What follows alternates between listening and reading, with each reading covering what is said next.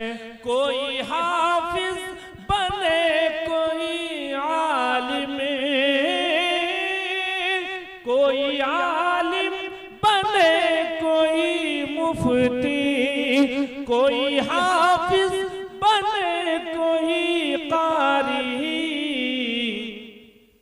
ये ज़फ़ीरुल उलूम के बच्चे, ये ज़फ़ीर।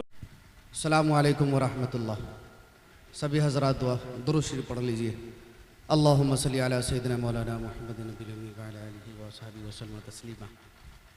अल्हम्दुलिल्लाहि वहदह वस्सलातु वस्सलामु अला मन ला नबिय्य बअदह, साहिबि ताज वल मिअराज, महबूब रब्बिल अर्ज़ि वस समावात, अल्लज़ी इस्मुहु मक्तूबुन फिल इंजील वत तौरात, अरसलहुल्लाहु तआला बिल हक़्क़ि बशीरन व नज़ीरा व दाइयन इलल्लाहि व बिइज़्निहि व सिराजम मुनीरा। क़ाल अल्लाहु तबारक व तआला फ़िल क़ुरानिल मजीद वल फ़ुरक़ानिल हमीद। फ़अऊज़ु बिल्लाहि मिनश शैतानिर रजीम। बिस्मिल्लाहिर रहमानिर रहीम। या अय्युहन्नासु इत्तक़ू रब्बकुमुल्लज़ी ख़लक़कुम मिन नफ़्सिन वाहिदतिन व ख़लक़ मिन्हा ज़ौजहा व बस्स मिन्हुमा रिजालन कसीरन व निसाअ वत्तक़ुल्लाह अल्लज़ी तसाअलून बिही वल अरहाम इन्नल्लाह कान अलैकुम रक़ीबा। वक़ाल अल्लाहु तबारक व तआला फ़ी मौज़िन आख़र वल्लज़ीना ऊतुल इल्म दरजा। वक़ाल अल्लाहु तबारक व तआला फ़ी मक़ामिन आख़र इक़रा बिस्मि रब्बिकल्लज़ी ख़लक़ ख़लक़ल इंसान मिन अलक़ इक़रा व रब्बुकल अकरम अल्लज़ी अल्लम बिल क़लम अल्लमल इंसान मा लम यअलम। सदक़ल्लाहु मौलानाहुल अज़ीम व सदक़ रसूलुहुन नबियुल करीम। हुजूर आए तो सर्रे आफरीनश पा गई दुनिया, हुजूर आए तो सर्रे आफरीनश पा गई दुनिया, अंधेरों से निकलकर रोशनी में आ गई दुनिया। सोते चेहरों का जंग उतरा, बुझे चेहरों पे नूर आया। दोस्तों हुजूर आए तो इंसानों को जीने का शऊर आया। हम मुसलमान हैं, हमारा रहबर कुरान है। हम मुसलमान हैं, हमारा रहबर कुरान है। इसमें जो कुछ भी है हम सब का दीन है, ईमान है। दुश्मन न मिलेगा तुम्हें शैतान से बदतर, दुश्मन न मिलेगा तुम्हें शैतान से बदतर, दोस्तों रहबर न मिलेगा तुम्हें कुरान से बेहतर।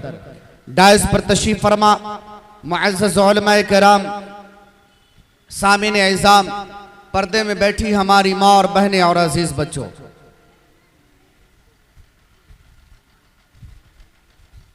आज का ये प्रोग्राम जलसा इस्लाह मुआशरा व तालीमी बेदारी कॉन्फ्रेंस के लिए मुनक़िद हुआ और आप हजरात रात से ही अभी तक डटे हुए हैं और अपने ईमानी जज्ब ईमानी का सबूत पेश कर रहे हैं। अल्लाह आप सब के बैठने को कबूल फरमाए और जो भी बातें हमसे पहले हुई और अभी होगी, अल्लाह हम सबको उस पर अमल की भी तौफीक इनायत फरमाए।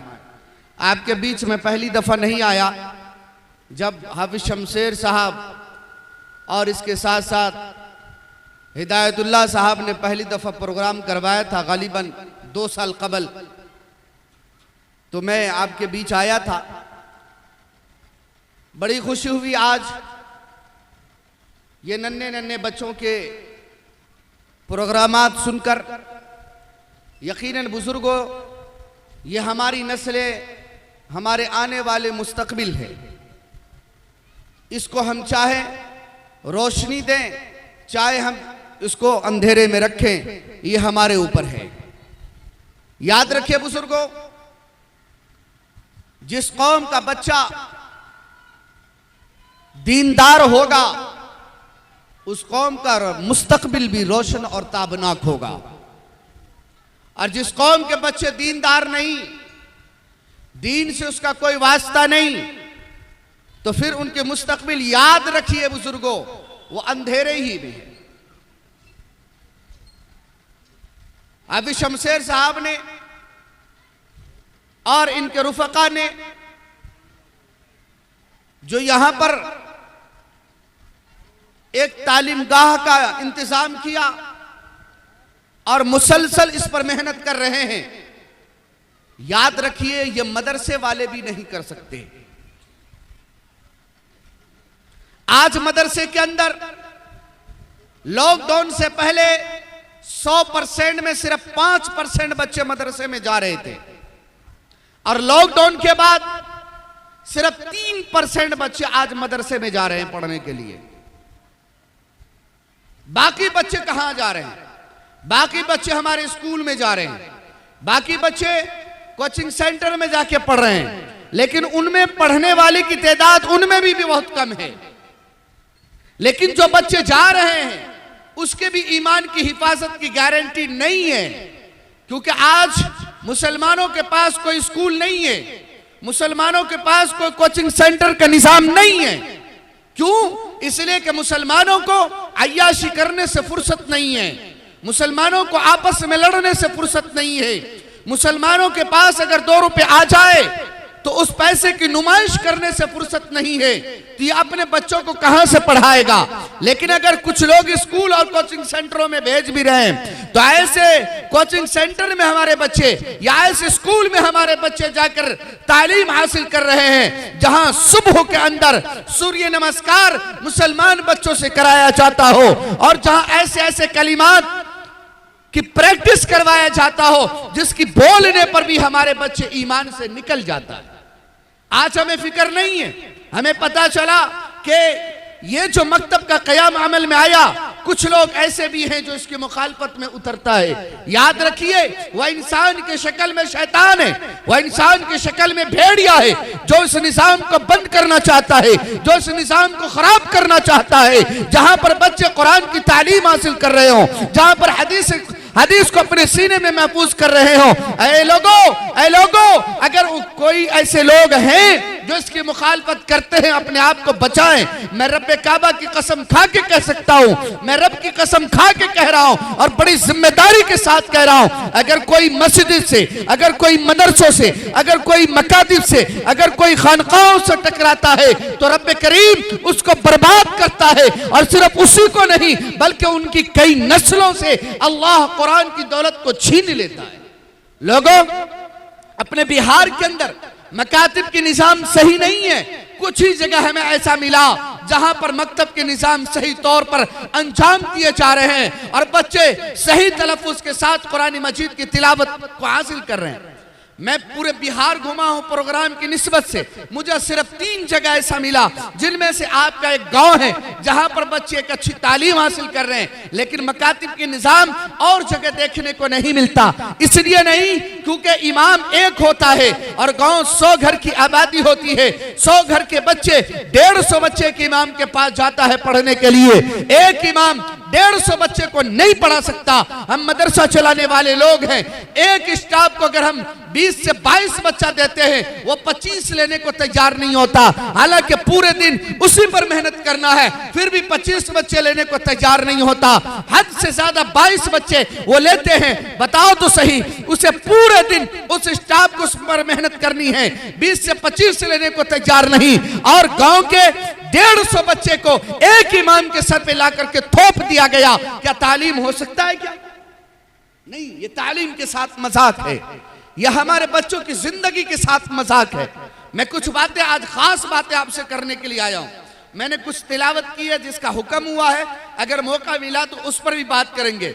लेकिन जो असल जिस पर आज मुसलमानों को उतरना है और काम करना है, लोगों आज इस बात को आप समझ करके जाइए। मैं अपनी माँ बहनों से भी गुजारिश कर रहा हूं कि आप भी आज इस बात को समझ करके जाइए और कमर को कसिए। मैं आपको यहां से बात शुरू कर रहा हूं ताकि आपका जहन साफ हो और आपकी सोचने और परखने की आदत आपको डले। हमारे मुल्क अजीज के अंदर बहुत से धर्म के लोग रहते हैं, बहुत से जाति बिरादरी में बैठे हुए लोग हैं। जब आप आज से 70 साल पहले, 90 साल पहले की हालात हमारे मुल्क इंडिया का देखेंगे, कुछ हिंदू भाइयों में भी जाति बिरादरी है, उनमें एक दलित हैं जिसे डोम चमार आप कहते हो। उनकी हालात ये थी कि बड़े जाति के लोग उसे अपने घर में आने नहीं देता था। बड़े जाति के लोग अपने मंदिरों में से घुसने नहीं देता, इबादत पूजा अर्चना करने नहीं देता, अपने ट्यूबवेल और कुआं से पानी पीने नहीं देता। हाँ लोगों, अंग्रेज के आने से पहले टीपू सुल्तान रहमतुल्लाह अलैह के दौर में उस जाति की औरतें अपने सीने पर कपड़े नहीं रख सकती थी।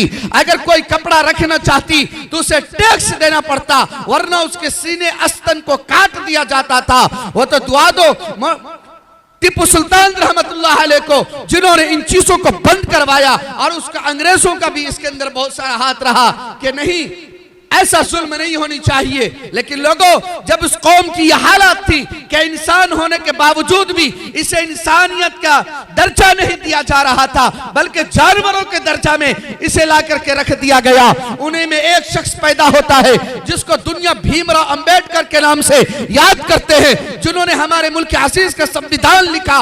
जिन्होंने हमारे मुल्क अजीज का संविधान लिखा, वो किस जाति के थे आपको पता होगा। उन्होंने अपने कौम को ललकारा, ऐ मेरी कौम के लोगों, अगर तुम दुनिया में इज्जत चाहते हो, अगर तुम दुनिया में सरबुलंदी चाहते हो, अगर तुम चाहते हो दुनिया वालों के साथ कदम से कदम मिला करके तुम खड़े रहो, तुम्हें कलम से वाबस्ता होना होगा। अगर तुम चाहते हो जो तुझे मंदिर में घुसने नहीं देता, जो तुझे पूजा अर्चना करने नहीं देता, जो तुझे अपने दरवाजे पर आने नहीं देता, अपने ट्यूबवेल और कुआं से पानी पीने नहीं देता, अगर तुम चाहते हो वो लोग भी तुम्हारे सामने आकर खड़े हो और सर झुका के खड़े हो और तुम्हें सल्यूट करे, तेरे लिए कुर्सी खाली करे, तो मेरी कौम के लोगों, सिर्फ एक ही चीज है जो तुझे ये मुकाम दे सकती है, वो है कलम, वो है किताब, वो है एजुकेशन, वो है तालीम, वो है पढ़ाई।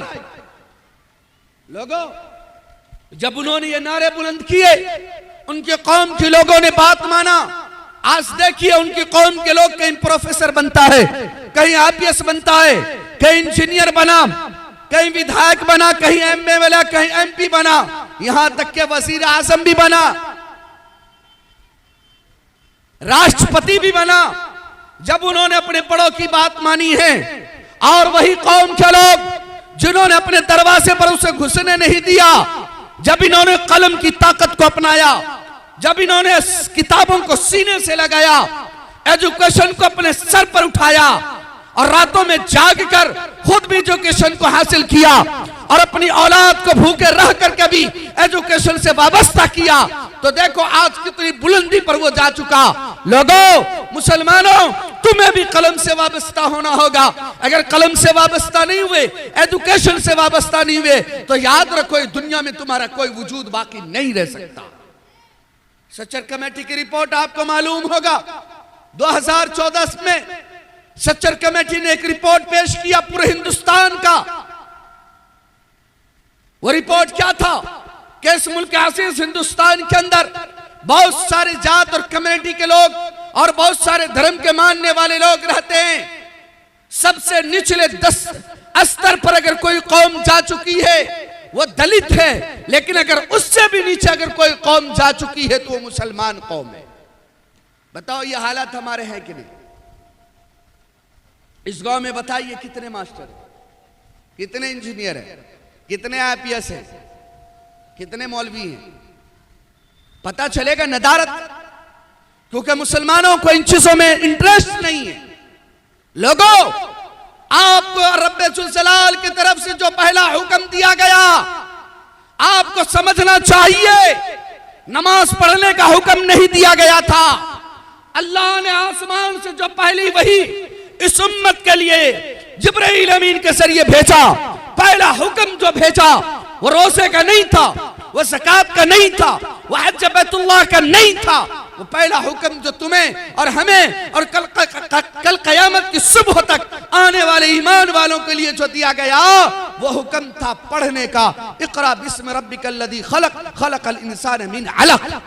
जिस कौम को पहला हुक्म दिया गया हो, जिस कौम को रब्बे कायनात सबसे पहला तोहफा पढ़ने का नवाजा गया हो, आज ये कौम पढ़ने से दूर है। ना ये खुद पढ़ते हैं, ना ये अपने बच्चों को पढ़ाते हैं। पीर जुल्फ़कार नक्शबंदी दामत बरकातुहुम, अल्लाह उनकी उम्र को दराज फरमाए, वह हजरत अपने किस्सा नकल करते हैं कि मैं लंदन में पढ़ाई कर रहा था। एक प्रोफेसर था जो कई मुल्कों में जाकर के लेक्चर देता था। वह एक बार हमारे कॉलेज आया और बड़ी शान से कहने लगा कि तुम लोग अपना नोटबुक निकालो। लोगों गौर से सुनिएगा, नोटबुक निकालो, मैं ऐसी बात तुम्हें लिखाने के लिए जा रहा हूं जो आज से पहले तुम्हें किसी ने नहीं बताया होगा, और नोटबुक में लिख करके पूरी जिंदगी इस पर अमल करना और अपनी नस्लों को भी यह बात सिखलाना। तो सबने नोटबुक निकाले। फिर वो प्रोफेसर बड़े फखरी अंदाज में यह कहता है, इल्म हासिल करो जिस उम्र में भी। तो हजरत कहते हैं कि प्रोफेसर साहब हमने ये कहा कि मैं अपने परफेक्ट मोहम्मद की बात तुम्हें बताऊं। हमारे परफेक्ट मोहम्मद सल्लल्लाहु अलैहि वसल्लम ने पूरी दुनिया को क्या पैगाम दिया एजुकेशन के ताल्लुक से? बोला बताओ। बोला मेरे परफेक्ट मोहम्मद अरबी सल्लल्लाहु अलैहि वसल्लम ने पूरी दुनिया को एजुकेशन के हिसाब से यह पैगाम दिया, इल्म हासिल करो मां के गोद से कब्र के गड्ढे तक, मां के गोद से कब्र के गड्ढे तक। हजरत कहते हैं वो प्रोफेसर जो चंद लम्हा पहले अपने जुमले पर इतरा रहा था और हमें नोटबुक निकालने के लिए बोला, वह खुद अपने डायरी निकालता है और कहता दोबारा बोलो, मैं इसे लिखना चाहता हूं और दुनिया में जहां भी लेक्चर देने का मौका मिलेगा मैं पूरी दुनिया को बताऊंगा। इससे बड़ी बात नहीं हो सकती कि इल्म हासिल करो मां की गोद से कब्र के गड्ढे तक। जिस उम्मत के पास इतनी रोशन ताबनाक तारीख हो, यह उम्मत अभी भी जाहिल है, यह उम्मत अभी भी जाहिल है। यह मुसलमान दो जगह ये सबसे ज्यादा गरीब होते हैं। कहां गरीब होते हैं? जब मस्जिद में जुमा के बाद चंदा हो, एक टकिया दो टकिया निकलेगा। और दूसरा कहां यह मुसलमान गरीब होता है? जब इसके बच्चों के एजुकेशन का मामला हो, जब इसके बच्चे के फीस का मामला हो, जब इसके बच्चे की कॉपी कलम का मामला हो, जब इसके बच्चे की किताब का मामला हो, उस वक्त के मुसलमान सबसे ज्यादा गरीब हो जाता है। याद रखो मुसलमानों, अगर तुमने अपने बच्चों को नहीं पढ़ाया है, चाहे कि तुमने अपनी नस्लों के लिए कारोबार को चमका दिया, चाहे तुमने अपने बच्चों के लिए 2 मंजिला इमारतें खड़ी कर दी है, चाहे तुमने अपने बच्चों के लिए सैकड़ों एकड़ जमीनें तुमने खरीद लिया, याद रखो वो बाप जालिम है। उस बाप ने अपने बच्चों के लिए कुछ नहीं किया। लेकिन एक बाप ऐसा भी है जो अपने बच्चे को नमक रोटी खिलाता है, जो अपने बच्चों को फटे पुराने कपड़े में रखता है, लेकिन एजुकेशन देता है, उसे पढ़ाता है, उसे लिखाता है। उसके बारे में कहा गया कि वो बाप बड़े खुशनसीब है क्योंकि उसने अपने बच्चे के लिए सब कुछ कर दिया, सब कुछ कर दिया। आज हमारी हालत कैसी है बताएं आपको। मैं गालिबन 2019 या 20 में हमारी बहनें और कुछ बच्चियों को लेकर के हम जा रहे थे लखनऊ। वो लोग वही मदरसे में पढ़ रही थी, तो गालिबन हमारे साथ 7 या 8 बच्ची थी और सब नकाब में।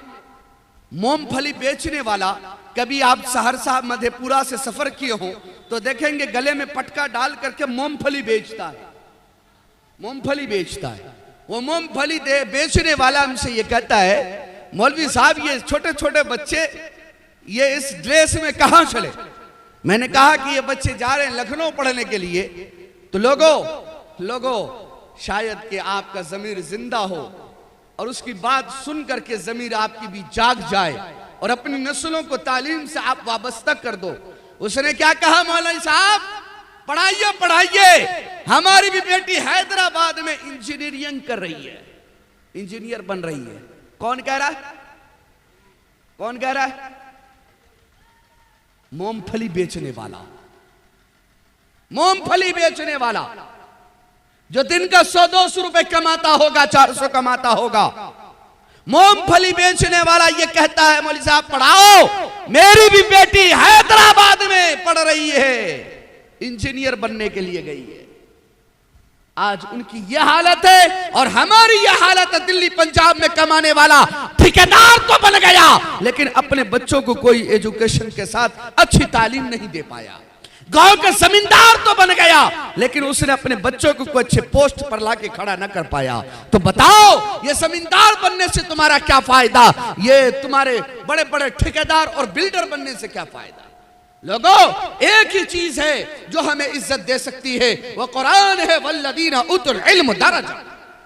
इंशाल्लाह अपने बच्चों को पढ़ाएंगे, और भाई पढ़ाएंगे। एक नारा बुलंद कीजिए, आधी रोटी खाएंगे बच्चे को पढ़ाएंगे। आधी रोटी खा के भी बच्चों को पढ़ाओ, और बच्चों को पढ़ाने के साथ उसके ईमान की भी हिफाजत होनी चाहिए। ऐसे स्कूल में हमारे बच्चे ना चले जाएं, ऐसे कोचिंग सेंटरों में हमारे बच्चे ना चले जाएं जहां उससे हाथ जोड़वा कर सूर्य नमस्कार करवाया जाता हो, जहां हमारे बच्चों को हाथ जोड़वा कर ऐसे कलिमात कहलवाए जाते हो जिससे हमारे बच्चे के दिल के अंदर ईमान निकाल लिए जाते हो और वहां पर कुफ्र डाल दिया जाता हो। बल्कि लोगों, अपने ज़मीर का सौदा मत करो। एक वक्त आया था कुछ दिनों पहले, गालिबन 1 साल पहले, एक मामला उठा था बुर्के का, मालूम है ना? सोशल मीडिया पर रहने वालों मालूम है ना? उस वक्त एक इबलीस के खानदान का एक शख्स है, टी राजा, बहुत गंदा इंसान, हैदराबाद का। उसने एक बात कहा, सबने उसे गालियां दी, मैंने उसे गाली नहीं दी। मैंने कहा लोगों, उन्होंने तुम्हारे ज़मीर को झंझोड़ा है। टी राजा ने कहा था, ऐ मुसलमानों, अगर तुमको अपनी बेटियों को बुर्का में ही रखना है तो तुम अपना स्कूल क्यों नहीं खोल लेते? तुम अपना कोचिंग सेंटर क्यों नहीं खोल लेते? तुम कोई दरसगाह क्यों नहीं खोल लेते? उन्होंने हमें झंझोड़ा था, लेकिन मुसलमान तो झागे। बस कोई बात आई, 2-4 गालियां, 2-4 कमेंट कर दिए, बात खत्म हो गई। लोगों, हम कर सकते हैं बशर्ते कि हम उठ खड़े हों। अब शमशेर साहब हो या इदातुल्लाह साहब हो या इनके अराकीन हो जो ये मकतब के निज़ाम अमल में लाया है, अगर यहाँ के लोग इनका सपोर्ट करें, हमारा एक मिजाज बन गया है, चंदा सिर्फ मदरसे को दिया जाएगा, चंदा सिर्फ खानकाहों को दिया जाएगा। हमारा चंदा हर उस जगह दिया जा सकता है जहां पर हमारे बच्चे तालीम हासिल कर रहे हो, चाहे वो फीस लेकर के पढ़ा रहा हो। हर जगह हम चंदा दे सकते हैं, जरूरी नहीं ज़कात ही दे, आप हदियतन पेश कर सकते हैं, सदकतन आप पेश करके वहां की तालीमी निजाम को बेहतर बना सकते हैं। बताइए बुजुर्गों, अगर यहाँ के लोग 500 रुपए अपने बच्चों पे खर्चा करता है, दिन का कितना पड़ता है? पता नहीं, मिजाज मेरा बन गया है आज खिताबत नहीं कुछ बात करने की। अगर 50 रुपए खर्चा किया दिन का, अगर 50 रुपए हमने खर्चा किया, महीना का कितना बना? 1500 बनाना। आज हर किसी का बच्चा 50 रुपए खा जाता है, जिसकी वजह से उनकी सेहत में भी कोई बढ़ोतरी नहीं होती। लेकिन अगर वही 50 रुपए अगर हम अपने बच्चों के पर हम लगाने वाले बन जाए, 1500 रुपए में तो हमारे बच्चे न जाने क्या क्या पढ़ सकते हैं। 1500 रुपए को छोड़िए जनाब, अगर सिर्फ महीने के 500 रुपए भी अगर आप बच्चे पर खर्चा करते हो, गालिबन 20 या 22 रुपए, 25 रुपए गालिबन, अगर इतना भी हम बच्चों पर खर्चा कर सकते हैं, इस कोचिंग सेंटर के अंदर हम ये कहें कि हम 500 रुपए तुम्हें फीस देने को तैयार हैं, लेकिन आप साहब अच्छा टीचर का इंतजाम करो ताकि हमारे बच्चे दीनी माहौल में रह करके मैट्रिक और इंटर तक की तालीम यहां पर हासिल कर सके। हो सकता है कि नहीं हो सकता है? ओ भाई, हो सकता है कि नहीं हो सकता है? लेकिन हमारा मामला क्या है? किसी ने खोल लिया तो हमारा मिजाज बन गया, वो तो कमा रहा है। अरे पढ़ाए किस लिए कमाएगा? वो नहीं तो आप हवा पी करके आपके बच्चों को पढ़ाएगा। फ्री की जहन हमारा बना, फ्री, हर कुछ फ्री। हम एक मदरसे वाले हम लोगों ने भी बहुत बड़ी गलती की है, हर कुछ फ्री, हर कुछ फ्री। फ्री के चक्कर में मुसलमानों के दिल से कुरान की अजमत खत्म हो। लोगों, अपने बच्चों के एजुकेशन पर माल खर्च करना सीखिए, अपने बच्चों को पढ़ाइए। 500 रुपए आप कमाते हो, अगर 100 रुपए भी अपने बच्चों के एजुकेशन पर आप खर्चा करने वाले बन जाए, आपके बच्चे बहुत आगे जा सकता है। हमारी हालत क्या है? हमारे बच्चे 15 साल के 12 साल के हो गए, चलो दिल्ली कमाने के लिए। इससे आप आगे नहीं बढ़ सकते, इससे आप आगे नहीं बढ़ सकते। इंशाल्लाह पढ़ाएंगे। कुछ बातें अपनी मां बहनों से कहूंगा। बच्चों की तालीम, बच्चों की तरबियत की जिम्मेदारी मेरी बहनों मर्दों के सर नहीं दिया गया, या औरतों के सर दिया गया है। कि माँ अपने बच्चों की तरबियत करे, माँ अपने बच्चों की तालीम की फिक्र करे। जिनकी माएँ अपने बच्चों की फिक्र करती है फिर उसकी औलाद दुनिया में चमकता है। आज हमारी माओ को फुर्सत नहीं है। दो चार बातें आपसे करने के लिए जा रहा हूं, फिर बात को भी खत्म करने, क्योंकि बहुत देर से आप हजरात बैठे। याद रखिए मेरे बहनों, हर माँ के कदम के नीचे जन्नत रखा। सुने है ना? और भाई सुने है ना? उलमा भी बयान करते हैं। अभी एक मौलवी साहब भी बयान करके गए माँ की फसीलत पर। तो एक बात बताओ कि फ्री में दे दिया जन्नत। अरे जन्नत का ठेकेदार फ्री में बना दिया आपको?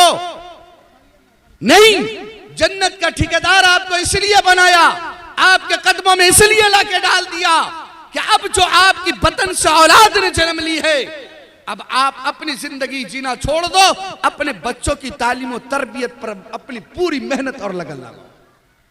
जी हजरत, जिनकी माँ अपने बच्चों की फिक्र लेने लगती है तो याद रखिए फिर बच्चा कभी कुतुबुद्दीन काकी बनता है, तो कभी ख्वाजा अजमेरी बनता है, कभी पीराने पीर शेख अब्दुल कादिर जिलानी बनता है, तो कभी कासिम नानोतवी बनता है, कभी मौलाना अशरफ अली थानवी बनता है, कभी शेखुल हिंद बनता है। वो कब? जब माओ की तरबियत होती है। और जब माँ तरबियत नहीं करती तो बच्चे कभी लफंगे बनते हैं, बच्चे कभी चोर बनते हैं, कभी जानी बनते हैं, कभी शराबी बनते हैं, कभी माँ बाप की नाफरमानी करने वाला बनता है, कभी अल्लाह के खिलाफ आलम बगावत को बुलंद करने वाला बनता है। अब माँ को सोचना पड़ेगा, तुम अपने बच्चों को दीनदार बनाना चाहती हो कि अपने बच्चों को लफंगा बनाना चाहती हो?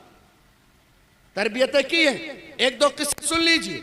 कुतुबुद्दीन काकी रहमतुल्लाहि अलैह हमारे मुल्क इंडिया के बहुत बड़े आलिम और इसके साथ बहुत बड़े अल्लाह के वली गुजरे हैं मुगलिया सल्तनत के दौर में।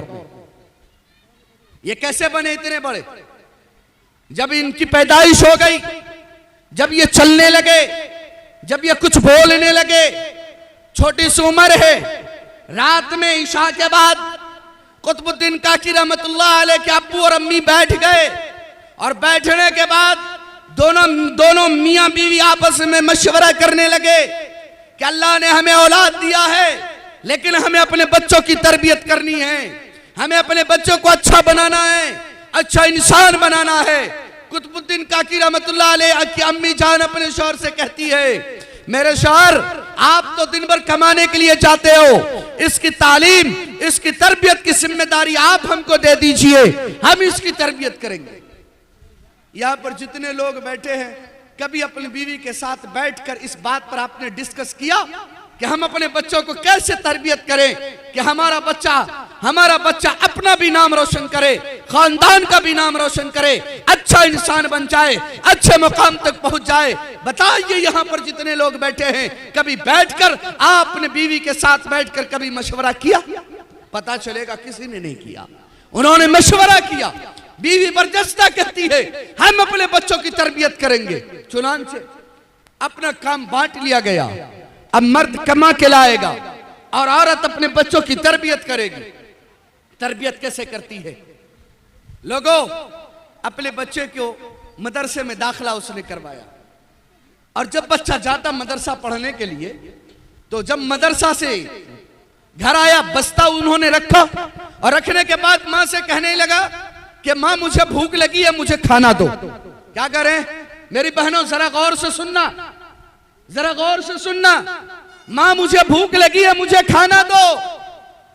मां ने आटा गूंदी और उसके बाद रोटी बनाई, गोद में बच्चे को बिठाई, निवाला तोड़ती है, बेटे के मुंह में डालती है और डालने के साथ कहती है, बेटा आज जो तुमने मुझसे खाना मांगा मांग लिया, कल से मुझसे खाना मत मांगना। बेटे ने कहा, अम्मा आपसे मैं खाना ना मांगू तो पड़ोसी से जाके मांगू?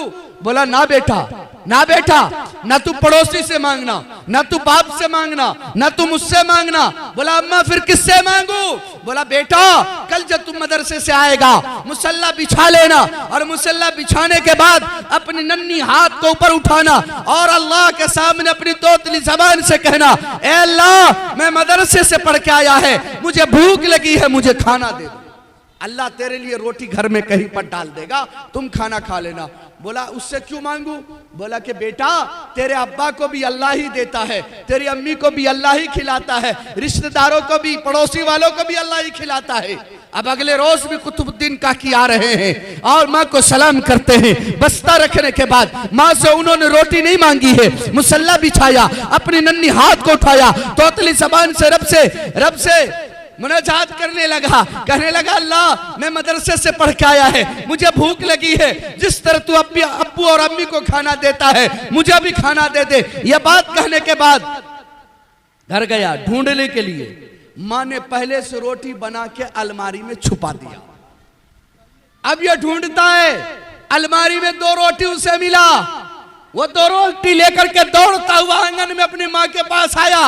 बोला अम्मी तू तो सही बोल रही थी, अल्लाह खाना देता है। मैं तो दुआ मांग के गया ढूंढने के लिए, अलमारी में 2 रोटी मिल गई। बोला बेटा देखा ना, मैंने कहा था ना कि अल्लाह ही सबको खिलाता है, इसलिए अब जब आना मुझसे ना मांगना, अल्लाह से मांगना, तुम्हें देगा। चुनांचे हर रोज आता। इसी तरह माँ पहले रोटी बना करके कभी अलमारी में छुपा देती, कभी बिस्तर पे रख देती, ताकि बच्चे थोड़ा सा ढूंढ के उसे मिल जाए। चुनांचे बच्चा खाता। अब जब बच्चे माँ के साथ वो सो रहे हैं, अब सवाल कर रहे हैं, अम्मी अब्बा, अम्मी अल्लाह का कितना बड़ा खजाना है कि ये तुम्हें भी देता है, अब्बा को भी देता है, पड़ोसी को भी देता है, क्या पूरी दुनिया को देता है? बोला हाँ। माँ अंदर अंदर खुश हो रही है कि अब बच्चे के दिल में अल्लाह की मोहब्बत गामिज़न हो रहा।